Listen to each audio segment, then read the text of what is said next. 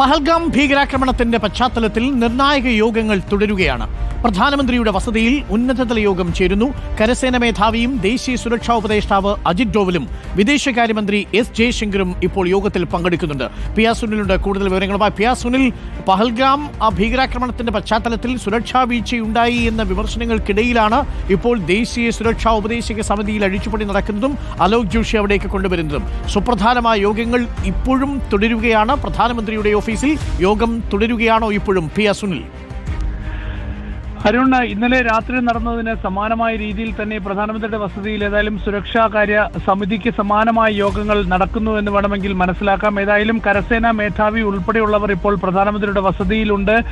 ദേശീയ സുരക്ഷാ ഉപദേഷ്ടാവ് അജിത് ഡോവലുണ്ട്. കേന്ദ്ര വിദേശകാര്യമന്ത്രി എസ് ജയശങ്കർ കൂടി ഇന്നത്തെ യോഗത്തിൽ പങ്കെടുത്തിട്ടുണ്ട്. അപ്പോൾ ഇപ്പോൾ ഈ പാകിസ്ഥാനുമായി ബന്ധപ്പെട്ട സാഹചര്യങ്ങളൊക്കെ തന്നെ പൊതുവെ വിലയിരുത്തലാകും നടക്കുക. ഏതായാലും ഇന്നലെ നടന്ന യോഗത്തിൽ തന്നെ സൈന്യത്തിന് പൂർണ്ണ സ്വാതന്ത്ര്യം പഹൽഗാം ഭീകരാക്രമണത്തിന് മറുപടി നൽകാൻ പ്രധാനമന്ത്രി നൽകിയിരുന്നു. ഇന്ന് അക്കാര്യത്തിൽ കേന്ദ്രമന്ത്രിസഭയുടെ അംഗീകാരവും വന്നിരിക്കുന്നു. അപ്പോൾ അതിനുശേഷമുള്ള നടപടികളുടെ സാഹചര്യങ്ങളുടെ ഒരു വിലയിരുത്തലായിരിക്കും ഒരുപക്ഷെ ഇപ്പോൾ പ്രധാനമന്ത്രിയുടെ വസതിയിൽ നടക്കുന്നത്. അതിന്റെ ഭാഗമായുള്ള കൂടിക്കാഴ്ചകളാണ് തുടരുന്നത് എന്ന് വേണമെങ്കിൽ മനസ്സിലാക്കാം. ഏതായാലും ഈ പഹൽഗാം ഭീകരാക്രമണത്തിന്റെ പശ്ചാത്തലത്തിൽ അരുൺ ചൂണ്ടിക്കാണിച്ചതുപോലെ തന്നെ ദേശീയ സുരക്ഷാ ഉപദേശക സമിതി കൂടി കേന്ദ്ര സർക്കാർ പുനഃസംഘടിപ്പിച്ചുകൊണ്ടുള്ള തീരുമാനം കൂടി എടുത്തിട്ടുണ്ട്. മുൻ റോ മേധാവിയെ ഇപ്പോൾ അതിന്റെ ചെയർമാനാക്കി കൊണ്ടുവന്നിരിക്കുന്നു. മുൻ കര, നാവിക, വ്യോമസേനകളുടെ പ്രധാനപ്പെട്ട ഉദ്യോഗസ്ഥരെ കൂടി ഇതിൽ ഉൾപ്പെടുത്തിക്കൊണ്ടാണ് ഇപ്പോൾ ദേശീയ സുരക്ഷാ ഉപദേശക സമിതി പുനഃസംഘടിപ്പിക്കുക കൂടി ചെയ്തിരിക്കുന്നത്. അങ്ങനെ